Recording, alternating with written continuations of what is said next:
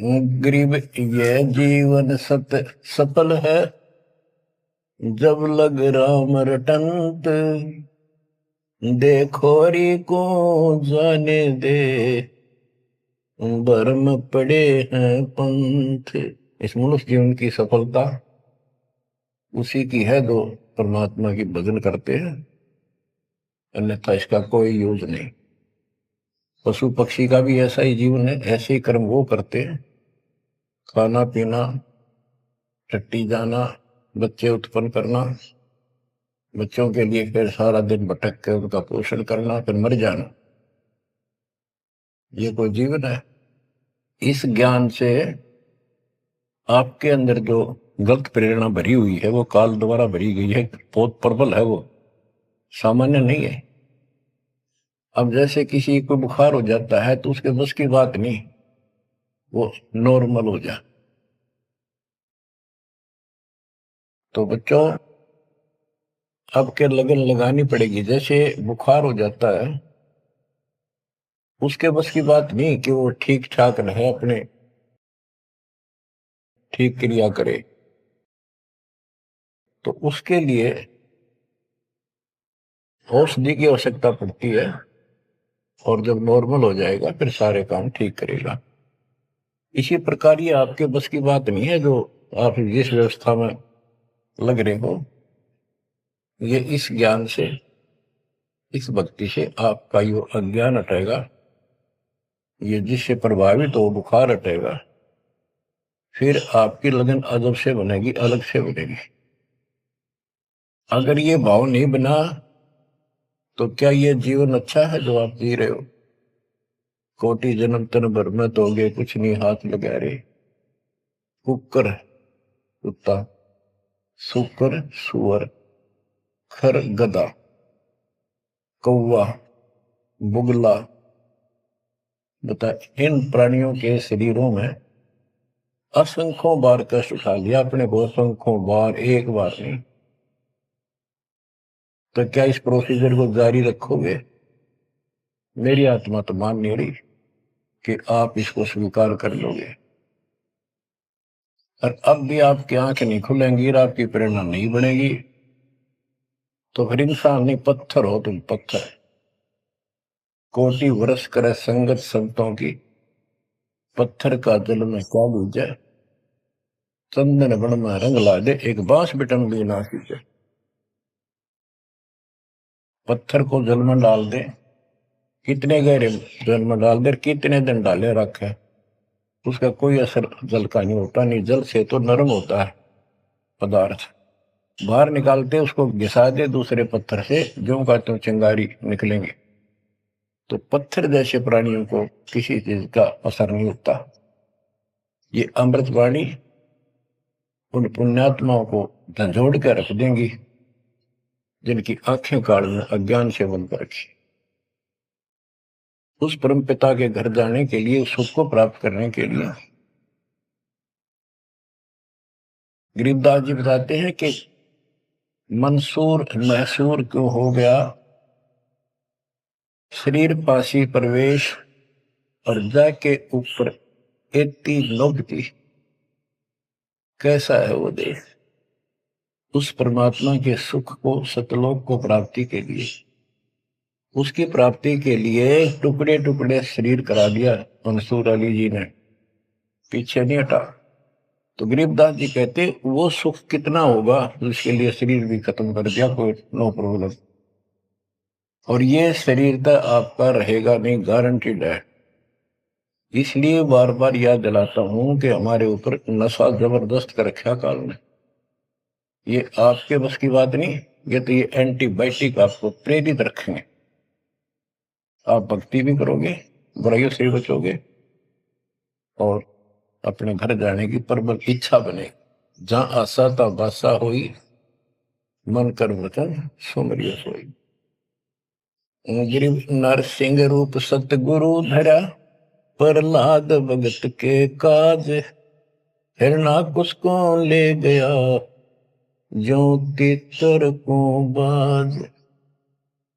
परमात्मा कबीर जी ने ही नरसिंह रूप धारण किया, ये सारा श्रेय अभी तक श्री विष्णु जी उर्फ श्री कृष्ण जी को दिया जा रहा था।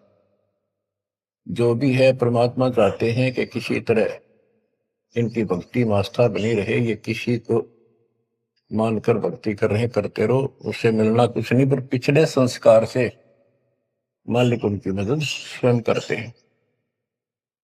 ग्रीव नामा का देवल फेरा, मुई जवाई गाय, पीड़ा मेरी संत की, छान छवाई आए। कबीर साहब कहते हैं, 2 दिन मेरी शरण है, ताका हूं मैं दास, दास में नौकर गुलाम, और गेल गेल ला गया करूं जब तक धरती आकाश। नामदेव नाम के महापुरुष पिछले संस्कारी थे। परमात्मा कबीर जी कहीं भी आश्रम बना के कुछ समय के लिए रह जाते हैं, एक गुरु की भूमिका करते हैं, अपने बच्चों को वहां आसपास के क्षेत्र के बच्चों को ज्ञान सुनाते हैं। कोयल के बच्चे ज्ञान को सुनकर, आवाज को सुनकर उनकी तरफ खींचे आते हैं, सोने वाले रह जाते हैं। तो उस समय रंका और बंका दोनों पति पत्नी थे। एक उनकी बेटी थी वंका। नामदेव भी उसी समय परमात्मा कबीर जी के शिष्य हुए थे, जब वो वासन रूप में लीला कर रहे थे।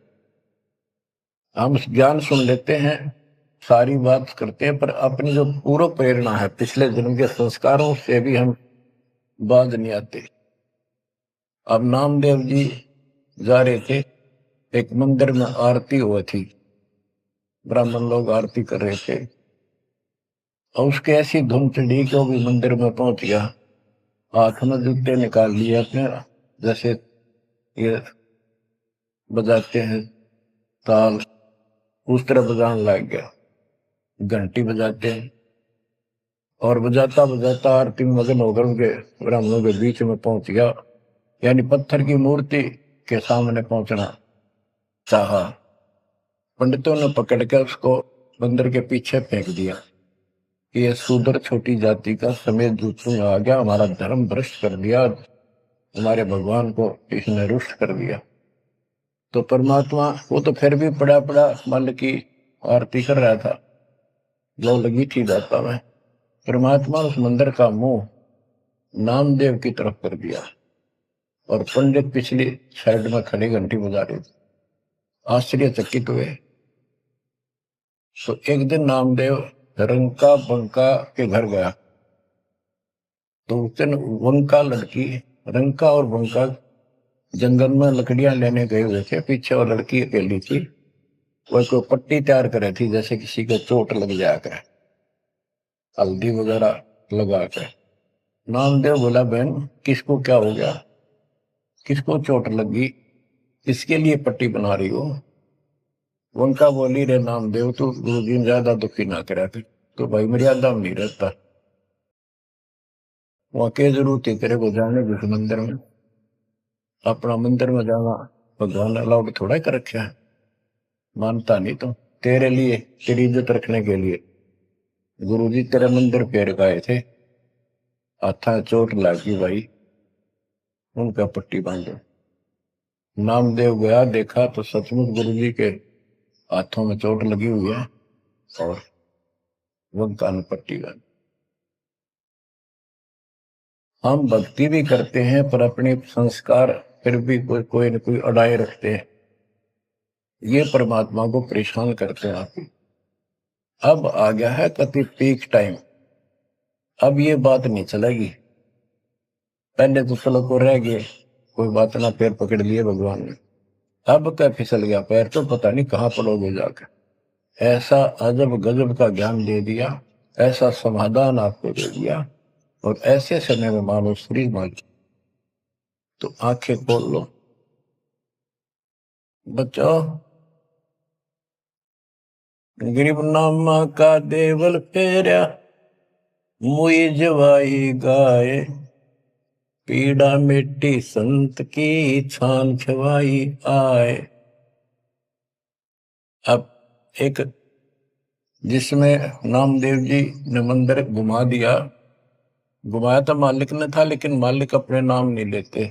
दादू सिर दरजीव के आप बगल हो जाए, करा करावे साइया मन में लहर उठा, दादू सिर दरजीव के आप बगल हो जाए। उनकी महिमा ज्यादा होगी, मुसलमान धर्म के लोगों को दिक्कत हुई। उन्होंने राजा को कहा कि ऐसे ऐसे काफिर है, वो दुनिया को गुमराह करता है कि मुर्दे जिंदे कर देता है, मंदिर घुमा दिया, ऐसे कर दिया। राजा ने पकड़ के बुलाया और कहा ये गाय काट दी वहां पर, इसको जिंदा कर। जब जाने तो संत है, नहीं तो तेरे को आज तेरी गर्दन यही काट दूंगा। कबीर साहब कहते हैं हम फिर वहां गए बच्चे, अपने बच्चे के लिए, और उस गाय को जीवित किया। जैसे पुराने समय में संस्थान झोपड़ी डाला करते थे, हट घास ग्रास की, और वो साल भर में कंडम हो जाती थी, तो बारिश आने से पहले उनको फिर से या तो नहीं डालते थे या तो उनमें कुछ रिपेयर किया करते थे। नामदेव की माता जी ने कहा बेटा अपनी छान ठीक कर ले, झोपड़ी बारिश आने वाली है, मौसम निकट है। वो कहने लगा ठीक है माता जी, जाता हूं मैं जंगल से सर काट के लाता हूं, वो सरकंडे से घास फूस। रास्ते में सत्संग हो रहा था, सत्संग सुनना, फिर वहां सेवा में लग गया। शाम होगी वापस आ गया। उसकी माँ बोली बेटा ले निकल घास फूस।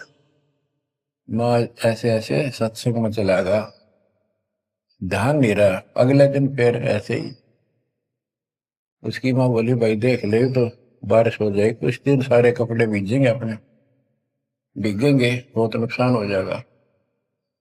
अगले दिन भी ऐसे हुआ। तीसरे दिन उसने सोचा आधा सत्संग सुन लो और फिर जाऊंगा। आधा सत्संग सुनकर चल पड़ा।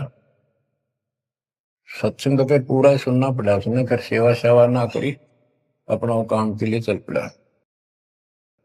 जल्दी जल्दी घास फूस काटने लगा, पैर में कुहाड़ी लगी, दांती लगी और ज्यादा चोट लगी।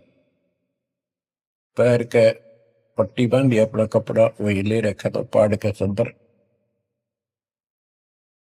और उसी दिन परमात्मा ने नामदेव का रूप बनाया और खूब ये सरकंडे सिर पर धर के लाए, आकर छान बना दी और डाल दी। नामदेव शाम को लंगड़ाता लंगड़ाता पहुंचा। माँ बोली के ला गया बेटा? मैंने बताया माँ ऐसे ऐसे आज भी ना लड़ पाया मैं तो। माँ उस झोपड़ी से आगे पहुंच गई, बेटे को तकलीफ सी देख के क्या लग गया बेटे के।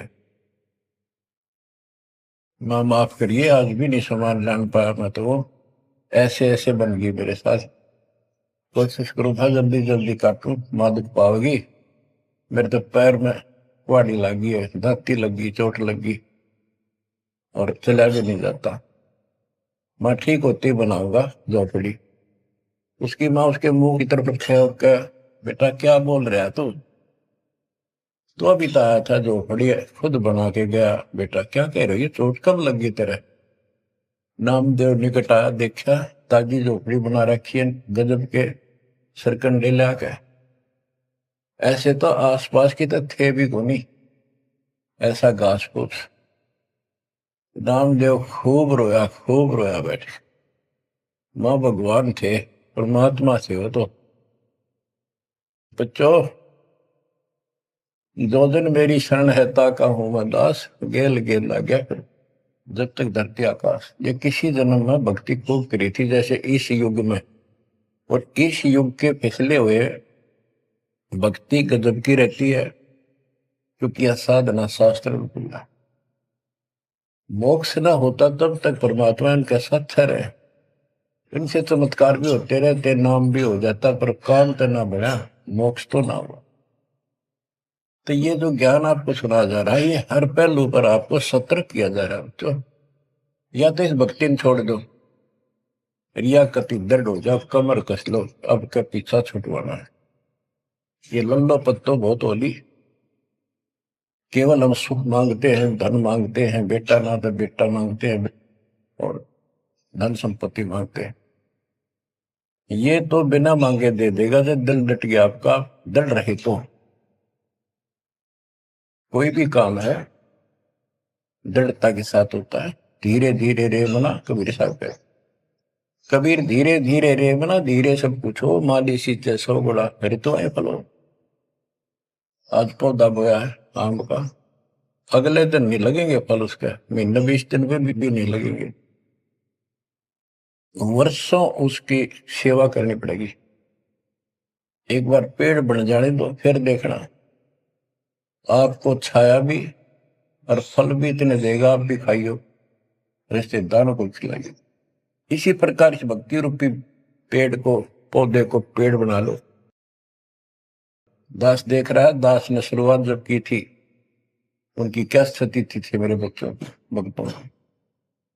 वो डटे रहे, टिके रहे, आज हर तरह से उबारा है, संसार से न्यारा है और मोक्ष मिलेगा। जो जन्म मरण का कोड कटेगा। गरीब कबीर के सो बंजारा हुआ, आप भक्ति के हेत कंकर बोई जान के, धन्ना भगत के खेत। धन्ना भगत जी बहुत जबरदस्त लगन की लगी हुई थी उनकी, बहुत जबरदस्त भगत थे। दया भाव संत में होती है। बारिश हुई, बीज सभी किसान ज्वार बीजने चल पड़े। धन्ना की पत्नी ने भी ज्वार दे दी 5 किलो, अल्ले खेत में बो के आओ। भगत जा रहा था बैलों को साथ, बैल लेकर के, हल लेकर के। रास्ते में 4-5 भगत भूखे थे, बैठे थे। अब भगत स्वाभाविक साधु संत को देखकर राम राम करी उसने, बैल खड़े कर दिए, बैठ गया 2 मिनट भगवान से। सुबह सुबह पता चला कि उन्होंने 3 दिन से भोजन नहीं खाया था और मरने के कगार पर। कहने लगे भगत हम तो मृत्यु के निकट हैं, कहीं भोजन नहीं मिला। क्योंकि रेगिस्तान राजस्थान या भी पहले सारी सच्ची ऐसी थी नहीं बढ़िया वाली जनता की। बारिश हो गया तो फसल होगी, ना तो भूखे मरा करते। तो भगत जी ने सारे के सारे ज्वार रख दी उसके उनके आगे, बीज, वो मरे थे भूखे, सारी खा गए। अब वो चल पड़े। भगत जी ने सोचा ही घर वाले लड़ेंगे, पत्नी भी गर्म मिजाज की थी, और इसमें तो भाई कोई भी टोक दे, बीज भी कित खा गया तो कित खो दिया। किसान का तो जीवन होता बीज, लेकिन उसने परिवार न्यौछावर कर दिया। कक्कर इकट्ठी की लोगों को दिखाने के लिए, जैसे और बीज बो रहे थे ऐसे कंकर बखेर के हलवा के सामने घर आ गया, खेत में जाकर नहीं देखा। कुछ दिनों के बाद औरों के तो ज्वार गजब की उगरी, और भगत जी के खेत में तुम्बे मतीरों की बेल उगरी बिना गिनती की, मतीरे लग गए मोटे मोटे ये तुम्बे। अब क्या होता है कि भगत जी के खेत में, धन्ना भगत के खेत में बहुत ज्यादा बेल उगी मतीरों की, मतीरे से मोटे मोटे लाग गए, ऊपर नीचे पड़े न भरी दिखे उनका खेत भरा। कुछ दिन के बाद क्या होता है कि बारिश ना होने से उस क्षेत्र में अकाल जैसी स्थिति होगी, और ज्वार किसी का हुई, किसी की थोड़ी बहुत हुई, बिल्कुल नहीं हुई। तो वो तो बाद की बातें हैं। किसी ने जाके धन्ना भगत की पत्नी को बता दिया कि तुमने ज्वार नहीं बोई। वह बोली बोई, वो कहा हमारा भगत कि ना आपके तो मतीरे उग रहे हैं, ज्वार है ही नहीं। उसका दुख हुआ, ज्वार भी कित खा गया यो। तो वह गई, देखा सचमुच वहां तो मोटे मोटे मतीरे भरे पड़े। एक मतीरा यानी एक तुम्बा लेकर चल पड़ी। धन्ना भगत को पता था कि बात आज बिगड़ चुकी है। उसके बाहर जाते ही भगत वहां आ जाते थे, उसके रहते नहीं आते थे। वह जल्दी वापस आ गई। धन्ना भगत ने सोचा था शाम तक आओगी। भक्तों से कहा तुम जाओ, बात आज गड़बड़ है। सिर पर बतीरा रख रखा। आते ही उसने बतीरा सिर में मारा धन्ना भगत का। धन्ना भगत जी ने थोड़ा बचाव किया तो धरती में लगकर फूट गया। फूटते उसमें ज्वार निकली जैसी बीज की साफ सुथरी भेजी थी। अब भगत जी तो टेढ़ा पड़ा, सिर बचाया, और वह देवी देख रही थी, कभी धन्ना भगत को कभी ज्वार को। तो वह बोली ये कहां से आ गई ज्वार इसमें। धन्ना भगत नहीं बोला। वह फिर खेत में गई, वह ज्वार उठाकर अंदर रख ली। वहां जाके देखा कपड़ा बिछाकर मतीरे फोड़न लागी। ढेर लाग गया, गठड़ी बांध के चल पड़ी। ढोण लागी ज्वार, अरोरा की ज्वार कति कंडम सी होगी वो ये को ना, खड़ी तो रही पर बस उसमें बीज नहीं बढ़ा, सूखी सूखी सी खड़ी। अब वह 3-4 गठड़ी 5-6 गठड़ी ले आई भर भर के। भगत बोला जितनी आपने अपनी होनी चाहिए थी ना तेरे खेत में उतनी रखना, ज्यादा ना लेना भगतमती ने। बोली तू तो ऐसे करा कर, भगवान ने दी है सारी लाऊंगी। वह गठड़ी भर के चाली, जब उसका कोटा पूरा हो लिया वहां तक तब बोझ मरती आई बाहर खूब लग गया। उतारी तो सारा फूस बना पाया। एक फेर लाई वो भी नहीं हो गया। हार के बैठ गई। फिर धन्ना भगत के खेत में ज्वार निकला, तुम्बों से ज्वार निकला, गांव इकट्ठा हो गया। भगत बोला भाई अपनी बांट लो थोड़ी थोड़ी, तुम सारे भूखे मन तो बच जाएगा गाँव। तो सब ने अपने हिसाब का थोड़ा थोड़ा ले लिया और फिर भी उभरती रहेगी। बच्चों ये बातें कोई बनावटी नहीं है। जिनने भगवान के ऊपर समर्पण किया, जो भगवान पर समर्पित हुए, भगवान ने कभी उनका मारा नहीं। चारों युगों को देख लो हमने किसका रखा मारा। तो बच्चों ये महापुरुषों की जो कथाएं हैं आज अपने काम आऊंगी। आप एक बार लग कर देखो इस मार्ग, कोई जगह नहीं रहेगी आपको अगर मगर करण की स्मरण को कति परमात्मा हर तरह से संतुष्ट कर देगा। दास अपनी एक कथा बताओगा। हम सुनते थे कि द्रौपदी का चीर बढ़ा दिया भगवान ने, पर ये नहीं पता था क्यों बढ़ाया था। वो तो अब इस तत्व ज्ञान से निखार हुआ कि कबीर परमात्मा ने एक लीला करके उसका लीर ग्रहण किया कपड़ा और उसके कारण बढ़ा था। तो इससे कोई किसी को कहते वो मानता नहीं था ये कोई बात है, कैसे हो सकता है, ऐसे नहीं हो सकता, वैसे नहीं हो। हम भी मानते थे कि चल ना होगा पर भगवान तो है और बहुत काम कर रखे हैं। मन मानता था भगवान कुछ भी कर सकता है, क्योंकि आस्था जब भी बनती है जब ये भावना बढ़ जाएगी परमात्मा जो चाहे वैसा कर सके। उसके सामने इम्पॉसिबल वर्ड नहीं है उसकी डिक्शनरी। आपको बताता हूं, नाम ले लिया, 2-3 साल हुए थे बस। 1988 में नाम लिया, 1990 या 89 की बात है, 88 या 89 की। तो एक मकान बनाया, ऊपर मकान बना रखा है, उसके ऊपर एक गैलरी ही पूजा स्थल बनाया 5.5 बाई 15 फुट का। उसमें एक गली में झांकी थी, खिड़की और विंडो, और एक अंदर आंगन की तरफ क्रॉस वेंटिलेशन बढ़िया था। तो जल्दी के कारण मैं बने बनाए वो लिया जंगड़े, पूजा स्थल 2 मांझ का उनको पेंट करके लगा दिया। उनमें शीशे भी लगे हुए थे। एक शीशा टूटा हुआ था एक शर्फ खिड़की का, वो डबल होते। मैं ये चढ़वा देंगे बाद में, जल्दी काम हो जाएगा। वहां मैंने ये भक्ति बोध छपुआ कर रखी कि गुरुजी आएंगे उनको सौंप दूंगा, वो आगे भक्तों को देते रहेंगे जब कोई दीक्षा लेगा। ऐसे सेवादास करने लगा।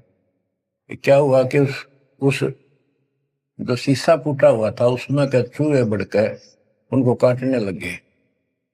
और उस समय क्या था, जब वो जंगले लगाए तो जाली ले आया था, ये एक लोहे की जाली जो मच्छरों से बचाने के लिए खिड़कियों पर लगाई जाती है बाहर की साइड। और वो गलती से वो गलत काट के दे दी। मैं वो साइज लिख के उस लोहे की दुकान पर दिया, भाई ये काट के तैयार कर दे, इनका गल बना दे। मैं और सामान लेकर वापस आया, उसने बांध के लपेट कर रख रखी थी। मैं उठाकर चला आया पैसे देकर। आके मैंने कहा ले भाई लगाओ। तो ये बड़ा लड़का और एक वहां किराएदार रहता था, वो बोले हम लगा देंगे। कील क्या सारी ला रखी थी, उन्हें सीढ़ी लगाई। मैं तो चला गया उनको कह के, शाम में आया तो कोई नहीं लगा रखी। पूछा भी कारण क्या था, क्यों नहीं लगाई। उन्होंने बताया कि छोटी है, बराबर में छोटी रहेगी, कम से कम 9 इंच छोटी। वो लिखा था मैंने 3 फुट 9 इंच, उसने 3 फुट काट दी। या नौकर ने देख के काट, या गलती लगी जैसे भी। फिर मैंने सोचा भी छोड़ो भाई, अब किसके साथ मत्था मारे जाकर, वो कहेंगे तेरी गलती है, आपने यही साइज बताया था। मैं इस चक्कर में नहीं पड़ा करता। मैंने वो उठा के स्टोर में डलवा दी। एक सीजन बारिश का ऊपर का उतर गया। हाँ, फिर वो नित्यनेम छपवाई पुस्तक, फिर उसमें चूहे बढ़ने लगे। कपड़ा बांधा, कपड़ा काट दिया। ये मन में था कि वो जाली तक पूरी है नहीं। फिर दिमाग में आई भाई ऐसे करो, इस एक खिड़की में दिक्कत है, इस जाली को ऊपर नीचे करके दोनों को एक में सेट कर दो। तो वही दोनों किराएदार, ये बड़ा लड़का, ये छोटा ही था, 12-13 14-15 साल का। तो मैं उनको कह के अपनी ड्यूटी पे चला गया। इनकी माता जी ने, नारों ने वो वहां से निकाल के जाली स्टोर से नीचे डाल दी, भाई लगा दियो। इन शाम से न लाई किता। मैंने आकर पूछा, एक जाली ला रखी वह पूरी एक नीचे पड़ी। मैं ड्यूटी से आया शाम को 5 बजे।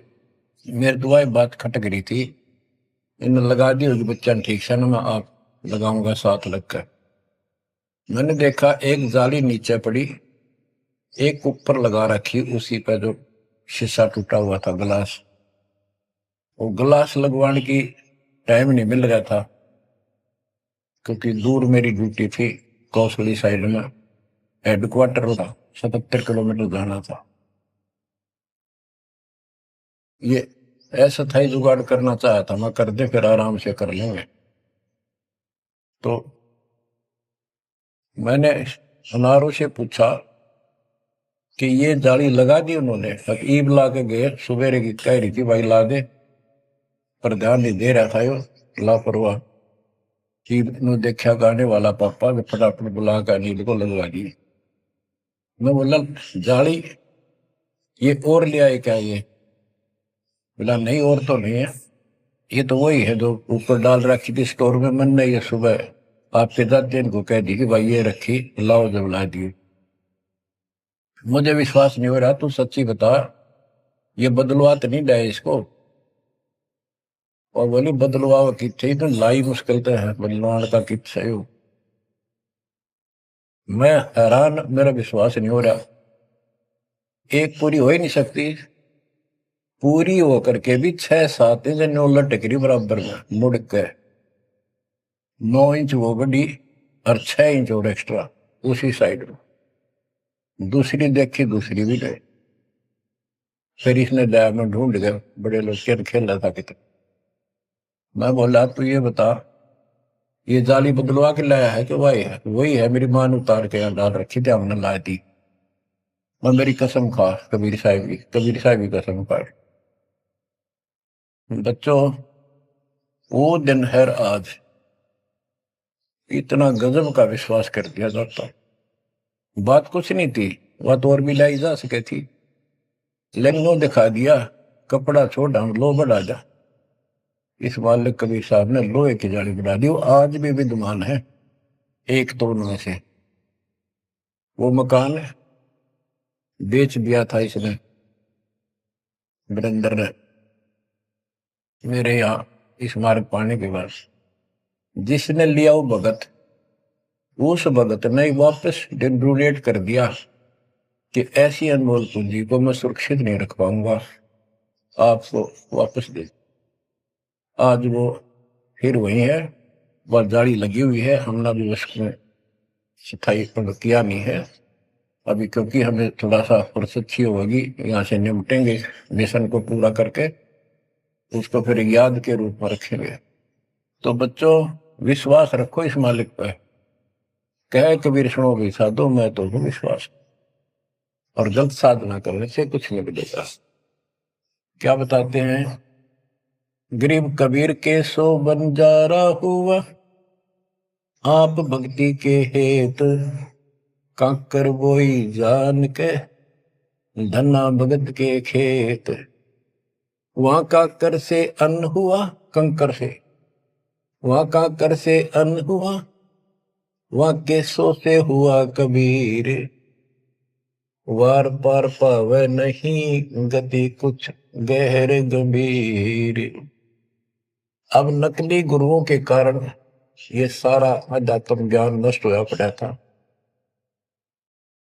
उसके बारे में कबीर साहब बताते हैं, गरीबदास जी बताते हैं, गरीब विष्णु त्रिलोकी नाथ के, परचे कोटि अनंत, भक्त वत्सल भगवान है क्यों निंद है संत।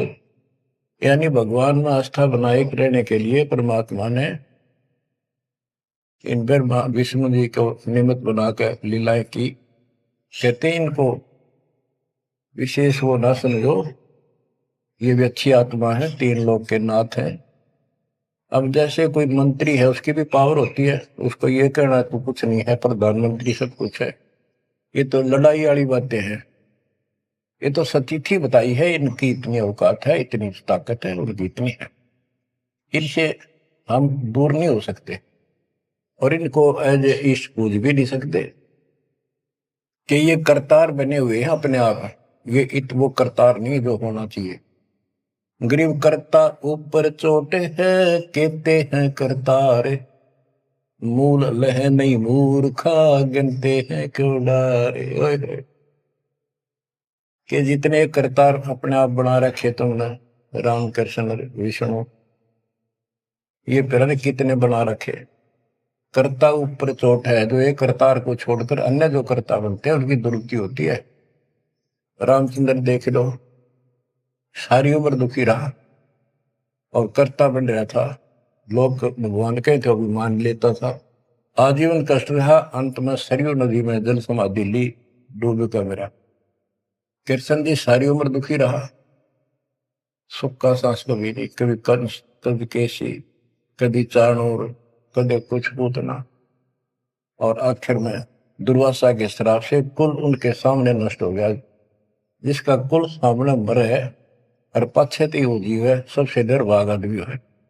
सब कष्टों को देख कर रो रो के टाइम काटा, आखिर में एक विषाक्त तीर से मारेगा, विषाक्त जहर से बुझे हुए एरो तीर से मारेगा। अब क्या बताते हैं, गरीब करता ऊपर चोटे है, कहते हैं करतारे, मूल लह नहीं मूर्खा, गिनते हैं क्यों डारे। के मूल की पूजा क्यों नहीं करते, डालियों ने क्यों गिनते फिर हो तुम, कितने भगवान है, कितने टहनी है। मूल से सब कुछ होता है। गरीब सतगुरु साहिब एक है, दूजा भरम विरोध, बिन सतगुरु सूझे नहीं, चाहे पढ़ो 18 बोध। गरीब गल गोटा गुरु आखने, फांसी दे अड़ाए, द्वादश तिलक बनाए कर, चंपुर दे धकाए। कि ये इंसान का नाश करने, मनुष्य जीवन को बर्बाद करने वाले, ये बाह्य दिखावा करके द्वादश तिलक 12 तिलक बना लेंगे, कंठी माला पहन लेंगे, लाल कपड़े बड़ी बड़ी दाढ़ी मूछ उठा लेंगे या घुटन घोट हो जाएंगे, मूड में डालेंगे। ये गलगोटा है, ये काल की फांसी लिए कर रहे, झूठी साधना करवा के। कहते द्वादश तलक बनाए कर लोग इन पर कुर्बान हो जा, साधु है। और जमपुर दे धक्का, यानी उस नरक में धक्के ते ठोक दे। क्या साधना गलत आप पे जाएगा फिर वहां। गिरव झूठे गुरु का नाक ले, फिर श्रवण और नैन। सतगुरु बोले साखिए, दूर कर पोकट पहन। कहते नकली गुरुओं का इनका जूते मारे, नाक काटे। यानी कहने का भाव है कि इनका बच जा, दूर हो जा, फूक दे। फूकना मतलब ये नहीं आग लगा दे या उन्हें मार दे। उन्होंने आग्रह कैसी यह कहावत हमारे यहाँ कि इसने फूक दे एक तरफ। जैसे कोई सामान मंगाया, किसकी जरूरत नहीं, कौन खा ला, ना फूक एक तरफ, यानी पटक दे दूर। एक गरीबदास जी कहते झूठे गुरु के नाक कान काट दे। इसका अर्थ है कि उनको कति वहां से अपने से दूर कर ले। गरीब झूठे गुरु को झटक दे, से स्वामी को फूक। या मैं दोष जरा नहीं, शब्द कहा हम कूक। गरीबदास जी बताते हैं झूठे गुरु को झटक दे, और जो नकली शिष्य उनकी मान उन चिपके बैठे उन्हें भी फूक। फूकने का मतलब ये नहीं उन्हें मार दे कि पड़े रहने दो। गरीब पीछे गई सो जाने दे, ले रहती को राख। उतरी लाभ चढ़ाई यो करो अपूठी चाख। गरीबदास जी कहते पीछे जो होई सो हुई, उसने भूल जाओ, अब शेष बचे जीवन में संभाल लो। उतरी लाभ चढ़ाइयो करो अपूठी चाख। जैसे हम सत भक्ति ना करने से हमारे सारे काम बहुत खिंच के होते हैं, होते ही नहीं, परेशानी रहती है। और जब सच्चा गुरु मिल जाता है वही काम फटाफट होने लग जाते हैं। पुराने समय में कुएं से जल निकाला करते थे। सिंचाई का काम भी कुओं से होता था, उसमें बैल जोड़े जाते थे। एक लाव होती थी, लाव, वो डोल नीचे जाता था। एक लकड़ की पुली होती थी, लोहे का इतना सिस्टम नहीं था। फिर लोहे की बनने लगी थी पुली, उसके ऊपर वो लाव यानी रस्सी, मोटी रस्सी होती थी, बढ़िया मजबूत। वो पुली से नीचे उतर जाती तो अब पुली घूमती नहीं, वो फिर किसी होती थी, वो घूमती नहीं और अड़का खड़ा हो जाता नीचे, रस्सा गिर जाता साथ में। फिर उसको कहते ऊपर रख, फिर से पुली पर रख, और फिर खींच, आसानी से घूमेगी और फटाफट पानी निकला होगा। कि शास्त्र विरुद्ध साधना करके भक्ति से दूर होकर भगवान से तुम दुख पा रहे हो, फिर से भक्ति शुरू कर दो, फिर आपको सुख। गिरिव पीछे गई सो जानते, ले रहती कुआख। जो शेष बचा जीवन इसको संभाल ले रख। उतरी लाभ चढ़ाई यो करो अपूठी चाख। गिरिव बोए बिन पावे नहीं, जीवित कैसा योग। 84 आसन करे मिटे न संसार शोक। के जीवित मरे बिना परमात्मा प्राप्ति नहीं होगी। तुम जैसे बकवादों में लग रहे हो, जीवित कैसा योग, ऐसे भक्ति नहीं पड़ेगी। और जो 84 आसन कर करके लोग दिखावा करते हैं, इसे मोक्ष नहीं है। गिरिव पंचअग्नि पाखंड है, मौनी तपे आकाश। झरने बैठे क्या हुआ, क्या जी में पंच गिरास। ये 5 धुएं लगा के बीच में बैठ जाते हैं पाखंड करने के लिए। इन मकला इतनी है ज्ञान नहीं इनको। कोई मौन रखता है, कोई तप करता है, मटके घड़े के अंदर सुराख करा के एक तपाई कर रख के 40 दिन सर्दी के महीने में 100 मटके डेली पानी के अपने सिर पर डलवाता है। और वो बड़े बड़े गांव के लोग उस पाखंडी के चारों तरफ परिक्रमा करते हैं। और कोई कहे मैं सिर्फ 5 गिलास खाया करूं, ज्यादा खाता नहीं। इस तरह के ड्रामाबाजी से अट्रैक्ट करते पब्लिक को, पल्ला कुछ नहीं। गिरिव दूधा धारी शब्द है, पान फूल फल खाई। घट में नाम न संचय रहिए बंधे जमपुर जाहि।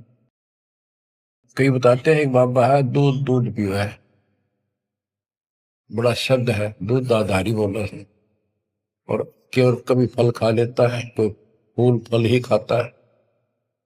तो गरीबदास जी कहते हैं गरीब दूध दाधारी सिद्ध है ये पान फूल फल खाई। घट में नाम न संचय रहे बंधे जमपुर जाई। सच्ची भक्ति है नहीं सीधे नरक में जाएंगे। गरीब चुंडित मुंडित भद्रा मोनी मैल न पावे। धूमर पान ठडे श्री ये दो जग धक्के खा। गरीब योग नहीं यो रोग है जब लग निज नाम न चीन। घर घर द्वारे भटकते भेख बिना यकीन। गरीब भेख लिया तो क्या हुआ जब लग नहीं विवेक। तीन काल निपजे नहीं मिटे कर्म रेख। के चुंडित मुंडित जैसे बड़े बड़े सिर पर जटा रख रखी है, दाढ़ी बंडवारी, माला मूला पहन गए, बाहर भाई ड्रामा खोल कर रखा है, लाल कपड़े पहन रखे या कति गोट करवा रखा, मुंड मुंडवा रखा। कहते हैं इनसे कुछ नहीं मिलना, कोई मोल रखते हैं। गरीब चुंडित मुंडित भद्रा मोनी मैल न पावे। धूमर पान ठडे श्री ये दो जग धक्के खाओ। ये धूमर पान करें, नशे करें, सुल्पे की मारे चलम भर कर ढूंढ उठा दे, ठडे श्री खड़े होकर तप करते, कहते दो जग में धक्के खाओगे, नरक में जाएंगे। बच्चों ये मूल ज्ञान है, ये तत्व ज्ञान, और ये जो ज्ञान आपको दिया जा रहा है आपके लिए वरदान होगा। ये कबीर साहब की गिफ्ट है। इस रजा को संभाल के रखियो, इसको हल्के में ना दियो बच्चों, कुर्बान हो जाओ। ये धंधे करते था सिंह धन हो गए, कितना पूरा ना पट्टा। इसकी शरण में डट कर सत्संग सुना करो, सेवा करो और दान करो, मर्यादा का निर्वाह करो, भक्ति करो। देखना न्यारे रंग ला देगा दाता। मालिक आपको मोक्ष दे, सद्बुद्धि दे, आपको याद बनी रहे अपने घर की सच्चाई।